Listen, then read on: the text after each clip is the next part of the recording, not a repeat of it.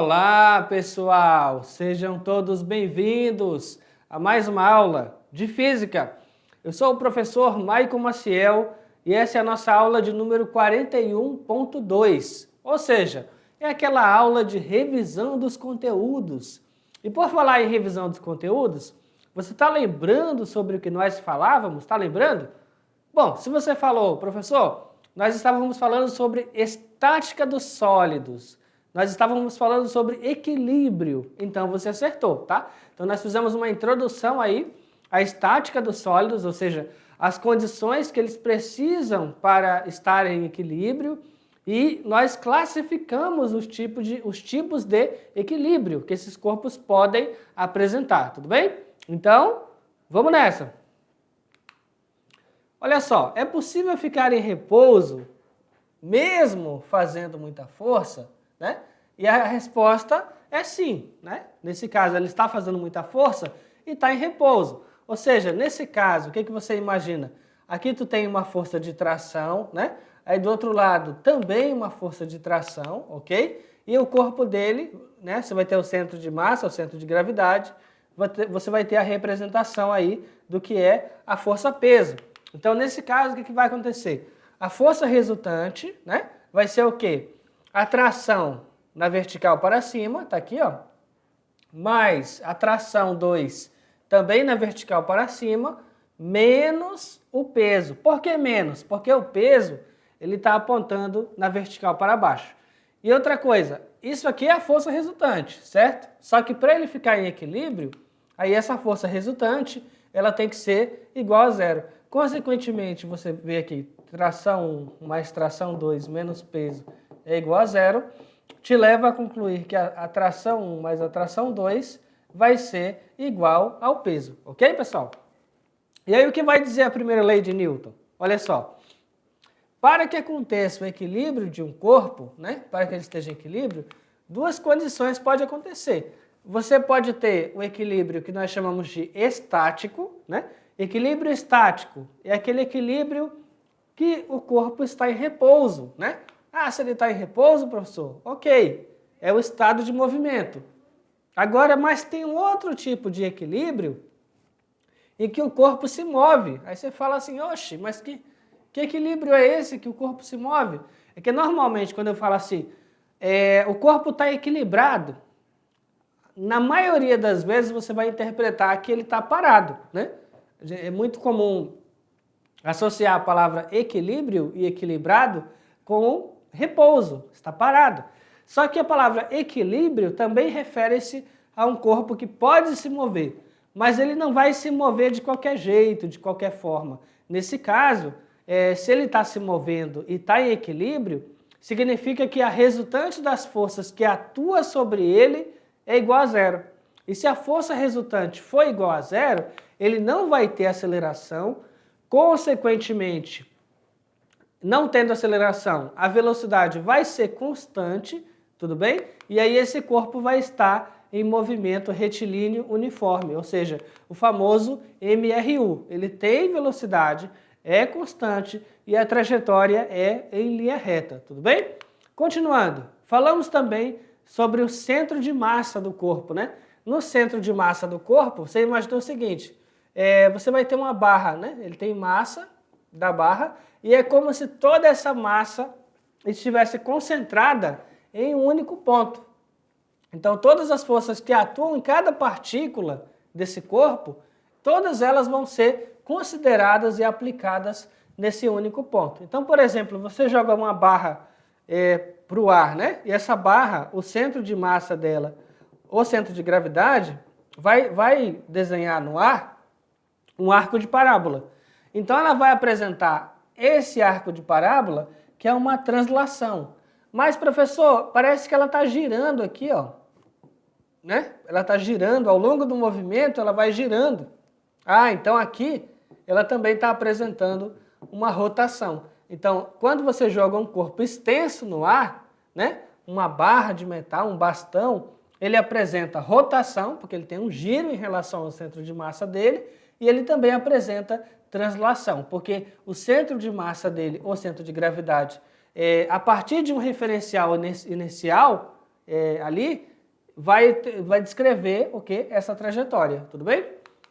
Então agora, pessoal, olha só. Esse centro de massa ou centro de gravidade pode estar pertencente ao corpo, né? Mas existem situações e corpos cuja distribuição de massa te leva ao entendimento que o centro de massa ou centro de gravidade está fora do corpo, tá? Aí você fala, nossa, mas o centro de massa vai estar fora do corpo? Vai estar numa região que não pertence a ele, tá? Aí no caso do Arquimedes, ele imagina, por exemplo, um corpo que é uma bacia, aí naquela bacia o centro de massa está dentro da bacia, mas não numa posição que pertence à bacia propriamente dita. Tudo bem, pessoal? Então agora, olha só, eu vou dar um tempo, tá? Para você fazer as questões e daqui a pouquinho a gente volta.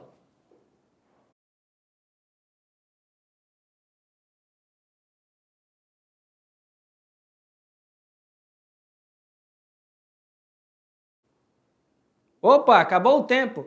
Espero que você tenha tentado fazer e mais do que isso, espero que tenha acertado. Mas agora a gente vai descobrir se você acertou, né? Fazendo uma correção aí no passo a passo. Vamos lá, pessoal? Primeira questão. Duas esferas rígidas, 1 e 2, de mesmo diâmetro, estão em equilíbrio dentro de uma caixa, tá? Então ela está em equilíbrio dentro de uma caixa, como mostra esta figura aqui. Considerando nulo o atrito entre todas as superfícies, assinale o diagrama que representa corretamente as forças de contato, né, que agem sobre a esfera 2 nos pontos A, B e C, tá? Então aí força de contato, ele está se referindo a normal, né? As forças normais ou forças de contato. Então vamos lá, vamos pegar a nossa imagem e aí ele dá as opções aqui, né? Vamos pegar a nossa imagem e a partir da nossa imagem vamos refletir qual fica sendo a melhor representação para essa força de contato. Vamos lá. Então olha só. Aqui na esfera 2, ele quer que analise a esfera 2, né? Na esfera 2, tá? Esfera 2. Ele tem o ponto B, ok? Ele tem aqui embaixo o ponto C e ele tem aqui no cantinho o ponto A, ok?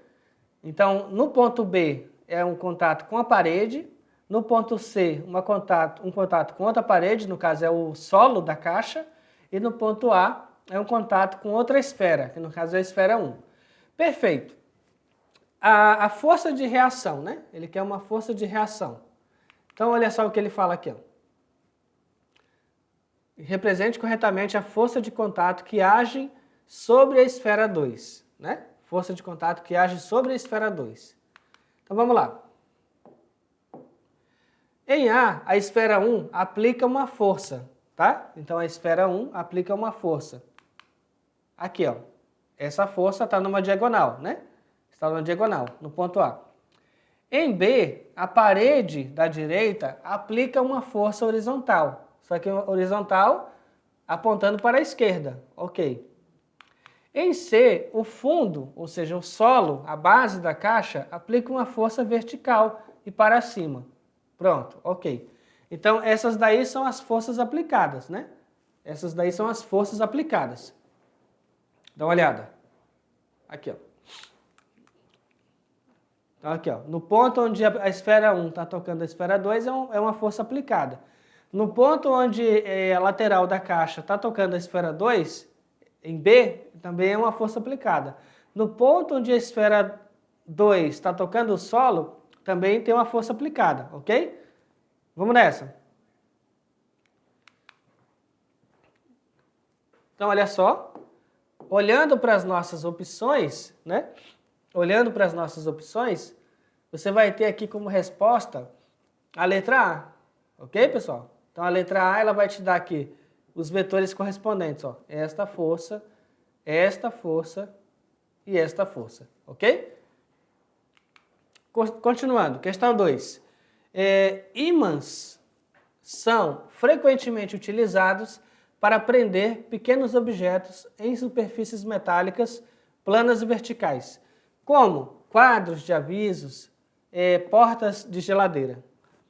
Considere que um ímã colado em um grampo esteja em contato com a porta de uma geladeira.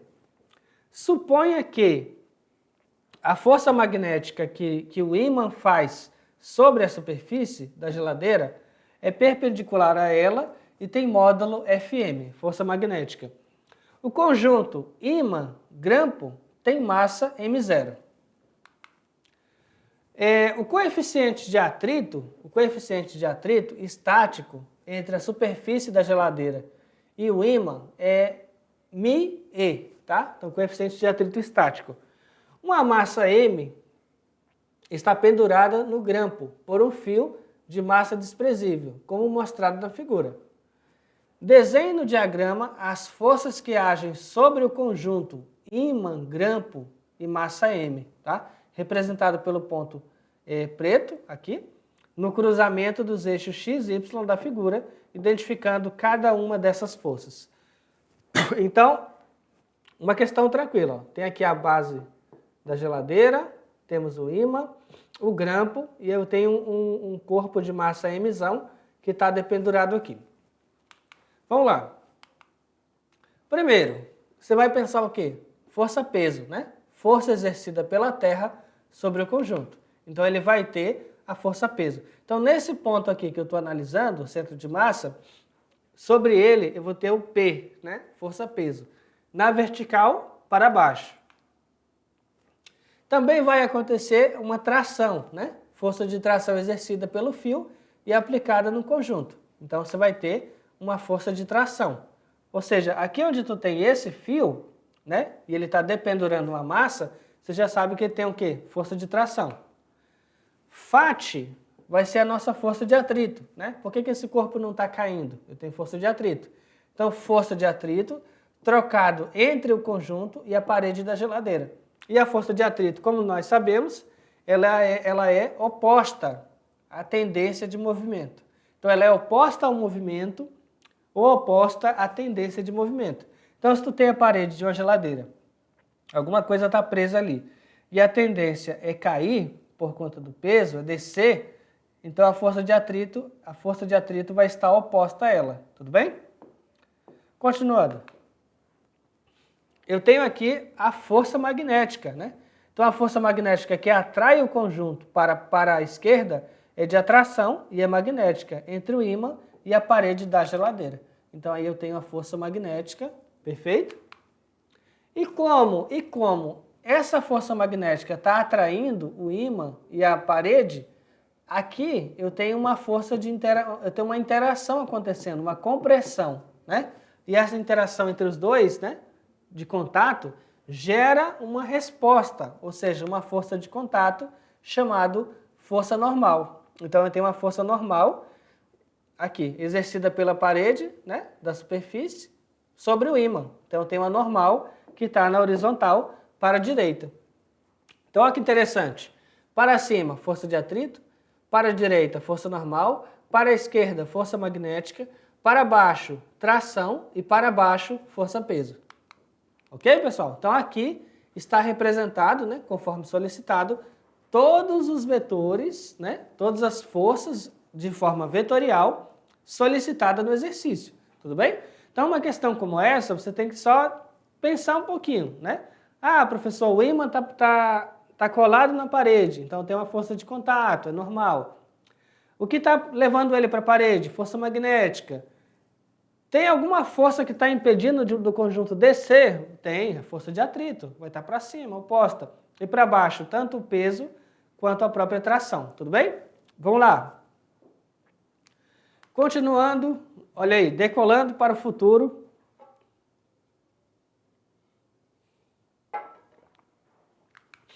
Questão 3.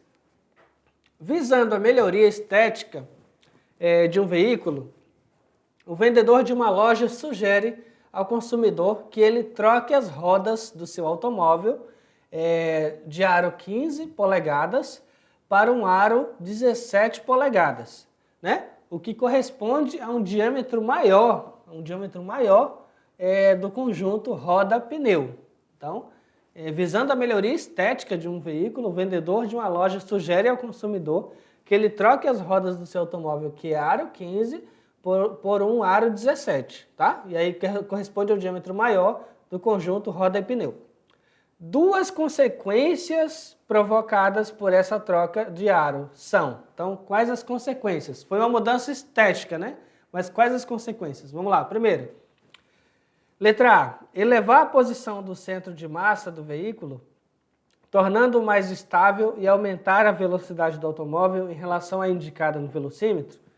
Letra B, abaixar a posição do centro de massa do veículo, tornando-se mais instável e diminuir a velocidade do automóvel em relação à indicada no velocímetro. Letra C, elevar a posição do centro de massa do veículo, tornando-se mais instável e aumentar a velocidade do automóvel em relação à indicada no velocímetro. Letra D, abaixar a posição do centro de massa do veículo, tornando-se mais estável e diminuir a velocidade do automóvel em relação à indicada no velocímetro.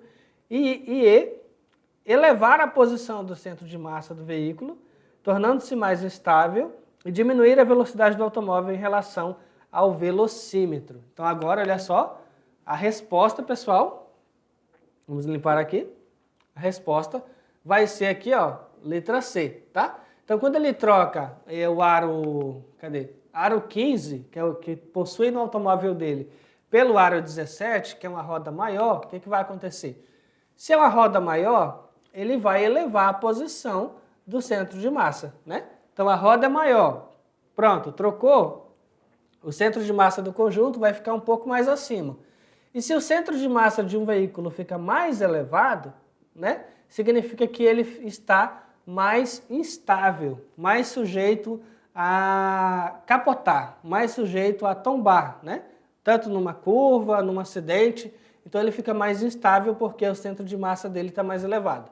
E aqui, aumentar a velocidade do automóvel em relação à indicada no velocímetro, tá? Aí você fala, como assim, professor? Não entendi. O centro de massa é uma coisa mais fácil de você visualizar, porque elevou o centro de massa, quer dizer o quê? Ele colocou uma roda maior, então o carro vai ficar um pouco mais elevado. Então o centro de massa do conjunto ficou mais elevado. Ok. Agora, essa segunda parte aqui, por que nem todo mundo consegue visualizar isso de primeira? Pensa o seguinte, o fabricante, né, a montadora, faz a roda, né, dimensionada para o carro, e o conta-giros, o que está configurado para medir a velocidade do carro, com base na rotação que ele faz, também está configurada para aquele raio, para aquele diâmetro, para aquele aro. Quando você vai e faz essa troca, né, você está adulterando, você faz essa troca, coloca uma roda maior, ou seja, um aro maior, a quantidade de giros que ele dá na roda, correspondendo a uma leitura de velocidade no painel do carro, não condiz com a velocidade real do carro que ele possui, porque você trocou o raio do carro. Aí você fala assim, ué, professor, como assim? Aumentou o raio do carro, a velocidade com que ele está, não vai bater com aquilo do velocímetro? Não. Se tiver um policial, né, rodoviário com um dispositivo fazendo uma leitura de velocidade daquele carro, ele vai ter um valor. E no odômetro do carro, naquele instante, vai dar outro valor. E quem está certo? A leitura do radar, tá? Mas vamos lá, vamos detalhar só um pouquinho mais. Vamos nessa. Aqui, ó. O quanto um carro se desloca, ele depende do raio, né? Então, o perímetro de um círculo é 2πr, depende do raio. Então, se eu estou aumentando o raio, eu estou aumentando o perímetro. O deslocamento que ele faz em uma volta é 2πr, tá? Então, o quanto que ele anda? 2πr, número de voltas, e a cada intervalo de tempo que ele dá uma volta, vai ser o quê? Basicamente, o quanto ele está se deslocando e o seu intervalo de tempo. Como eu disse, um carro ele é calibrado ou configurado no odômetro pelo número de voltas que dá, já prefixando um valor para o raio. Se você altera o raio, você vai enganar o painel do carro, porque ele vai fazer um cálculo de velocidade baseado no raio antigo, e você alterando o raio, você vai ter uma velocidade real diferente, né? Diferente. Então tá aqui, ó. Aumenta a velocidade do automóvel em relação à indicada no velocímetro, te dando aí uma resposta como sendo a nossa letra C. Tudo bem, pessoal? Então, olha só, esta foi a nossa aula de hoje, tá? Eu espero que você tenha gostado e, ei, até a próxima. Tchau, tchau.